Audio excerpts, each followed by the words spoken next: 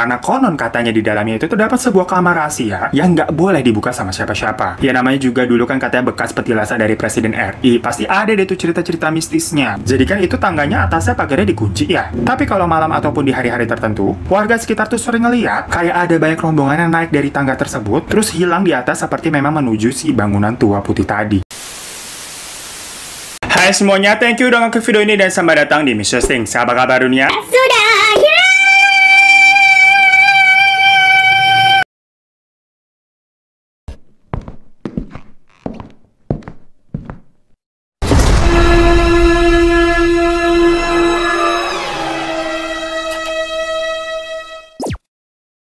Hai semuanya, apa kabar? Aduh, di weekend kali ini kayaknya cepat banget ya berlalu, gengs. Karena dari kemarin kita udah membahas beberapa kasus kriminal. Jadi untuk sekarang yang horor-horor sedikit lah. Abis lagi dan lagi ini semua juga requestan dari kalian semua. Sebelumnya tapi gue mau terima kasih banget buat kalian yang udah nge-tag dan request gue di Instagram. Jadi di tengah-tengah situasi gue yang bingung mau ngebahas apaan, ada aja inspirasi ataupun memang requestan dari kalian semua. Oke, jadi hari ini kita akan membahas sebuah jembatan misterius di puncak. Yang gue yakin kalian nih kebanyakan udah pasti pernah melewati jembatan ini. Kalau kalian yang sering lewat jalur puncak, yang nggak tahu deh mungkin mau makan jagung rebus atau nyari power jazz atau mau kawin kontra kali ya, kagak tahu gua. Urusan lu sih, tapi pasti kalian ini familiar sama penampakan dari jembatan misterius ini yang tepatnya tuh berada di tengah-tengah jalan. Soalnya kan emang aneh banget ya. Kok tahu-tahu di tengah jalan ada jembatan yang kalau dilihat kayak jembatan penyeberangan, tapi kalau dilihat lagi ujungnya kok kagak ada gitu. Kemana itu arahnya? Jadi cuman kayak ada tangga buat naiknya doang, tapi turunnya nggak ada. Apakah itu tangga yang dicari Agnes Monica selama ini, yang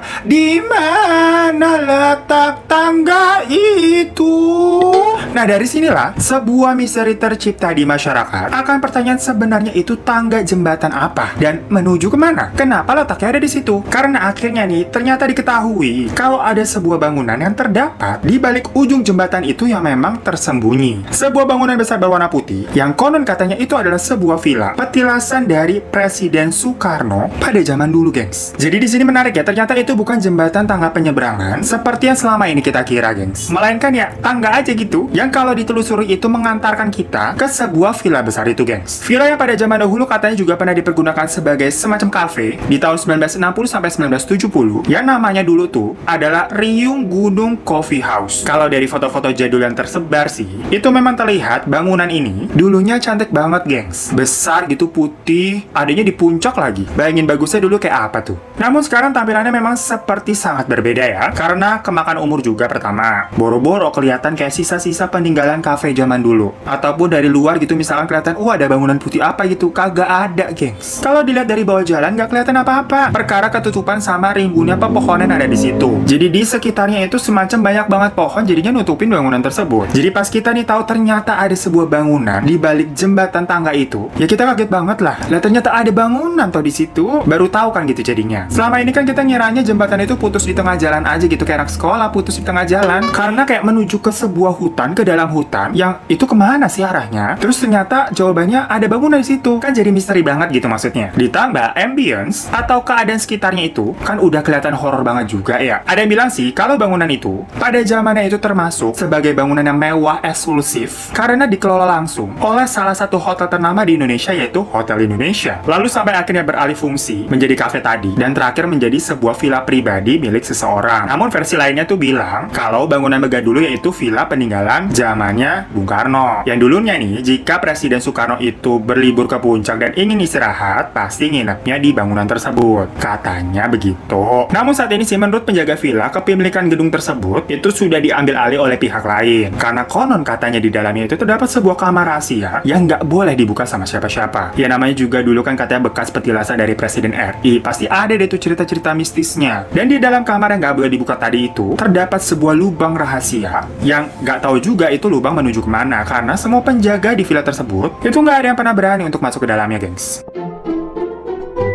Karena kita jadinya ngomongin hal-hal mistis nih yang ada di sekitaran jembatan dan bangunan tersebut. Dari cerita beberapa warga, jembatan tua yang sampai hari ini tuh masih kokoh berdiri ya, gengs. Itu ternyata tidak kosong seperti kalau kita nih makhluk biasa melihat dengan kasat mata aja gitu. Ya kita aja kalau lewat situ kan perasaannya udah dak-dikduk ser gitu ya. Mikirnya tuh yang serem-serem. Terlepas dari memang keganjilan koya ada jembatan di tengah-tengah jalan yang ujungnya tuh kagak ada dan penampakannya juga emang serem, dikabarkan kalau di sekitar wilayah itu ada getaran mistis yang cukup kuat, gengs. Dimana ada sosok makhluk gaib yang menjadi penjaga jembatan tersebut. Ditambah lagi, kalau kata paranormal sih, yang biasa suka heboh tuh di TV-TV yang begini-gini tuh nangkepin setan begitu, katanya jembatan itu terdapat sebuah gerbang goib menuju kawasan pantai selatan dan petilasan Raden Prabu Siliwangi. Kayak gerbang dimensi begitu kali ya maksudnya ya. Tapi gue heran banget ya kalau di Indonesia, mistisannya ceritanya serem-serem banget. Kenapa nggak ada yang gerbang gaib yang menghubungkan misalkan ke Korea Selatan atau ke Las Vegas begitu? Jadi kan kalau kita masuk, tahu-tahu ada di Korea, bisa jajan kimchi sama shitmess banyak-banyak tuh. Nanti dijual-jualin di sini just tip. Atau misalkan langsung ke Las Vegas gitu, foto-foto buat di sosial media, kan begitu enak ya, cakep. Lah ngapain ujung-ujungnya ke pantai selatan, ke petilasan apalah itu? Kan kita jadi takut gitu, nggak greget. Namun jembatan diberi nama Riung Gunung ini memang dikatakan penuh dengan frekuensi mistis, dengan gaya tolak-menolak yang cukup kuat. Dan terdapat sosok harimau gaib tua yang gede banget katanya sama ular raksasa juga, yang mana harimaunya itu juga katanya setengah cacat karena kakinya pincang sebelah, tapi nggak tahu tuh kenapa. Seleo apa bagaimana kita kurang paham. By the way, itu jadinya tempat Naruto apa bagaimana ada hewan-hewan raksasa begitu. Jangan-jangan di baliknya ada desa Konoha kali ya gengs. Jadi sampai sekarang pun banyak orang yang melakukan uji nyali di tempat tersebut dengan cara mereka ini menaiki beberapa anak tangga dan nantinya kuat sampai anak tangga keberapa. Tapi di sini maksudnya uji nyali ya, bukan uji asam urat gitu. Coba-coba naik anak tangga kuat apa kagak. Soalnya menurut orang-orang yang pernah melakukan uji nyali tersebut,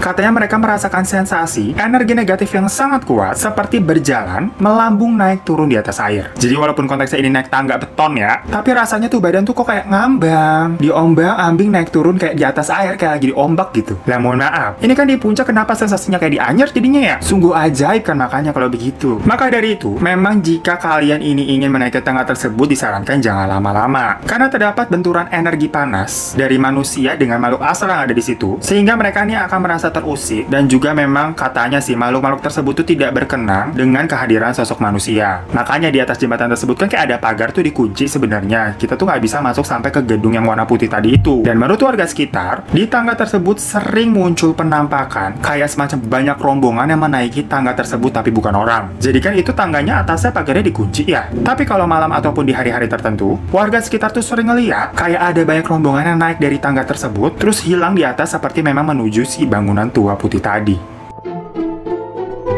Selain jembatan yang misterius itu, di daerah puncak juga terkenal banget nih, tanjakan Selarong yang rawan banget kecelakaan. Tanjakan yang merupakan akses utama ke kawasan wisata puncak itu dinamakan oleh warga sekitar sebagai Tanjakan Selarong karena tidak jauh dari situ tuh terdapat hotel yang namanya Hotel Selarong. Sesimpel itu sebenarnya. Biasanya kalau weekend ini tanjakan tuh rame banget, macet gengs, dan banyak kendaraan yang jadinya pastinya berhenti. Dan kalau nggak kuat kendaraannya ataupun mogok, ya wassalamualaikum warahmatullahi wabarakatuh. Tahu sendiri kan, apalagi kalau mobil manual gitu misalnya. Kalau udah mogok tuh, remnya kan susah dikendaliin dan bisa-bisa jadi mundur ataupun bablas ke bawah. Jadinya itu pasti bisa membahayakan mobil-mobil di sekitarnya. Lah itu kalau mogok, kalau rem blong, amit-amit kan kalau begitu. Namun ya balik lagi, sebenarnya kan ada penjelasan logisnya nih. Karena memang kontur jalannya yang agak ekstrim ya tanjakannya dan dianggap berbahaya, makanya harus hati-hati dan pastiin kondisi mobil kalian bagus. Cuma biasa, selain versi logisnya pasti juga ada versi mistisnya dong. Banyak masyarakat yang percaya, konon di dekat lahan yang dijadikan jalur tersebut terdapat sebuah bongkahan batu besar yang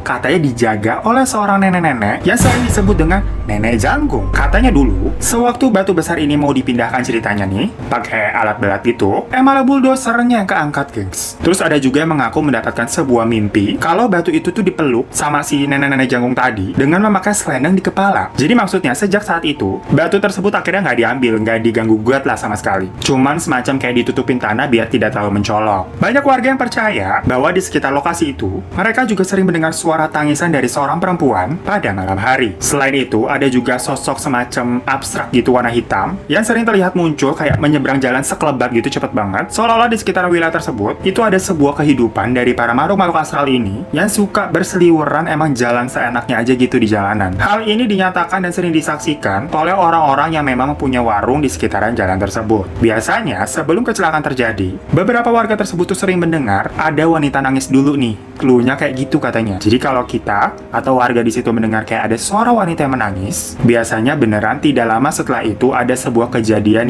yang nggak enak lah.